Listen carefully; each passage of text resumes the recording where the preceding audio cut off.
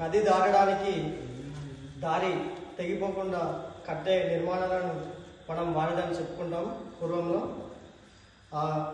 వారధి అప్పుడు రామాయణంలో శ్రీరాముడు సముద్రం పైన వంతెన అంటే వారధిని నిర్మించినట్లు మన పోచారంలో ఉన్న రాములు మన యువతను ప్రోత్సహిస్తూ వాళ్ళకి ప్రతి శనివారం భజన కీర్తనలను ఆ శ్రీ రామాంజనేయ స్వామికి వినిపించేలా అవకాశం ఇస్తున్న వారధి భజన మండలికి నా ప్రత్యేక ధన్యవాదాలు.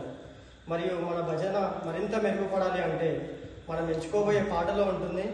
మనం ఎంచుకునే పాటలు మరిన్ని కొత్త పాటలతో మీరు స్పష్టంగా సులభంగా అర్థవంతంగా పాడితే మన భజన మరింత మెరుగుపడుతుందని నా ఉద్దేశం.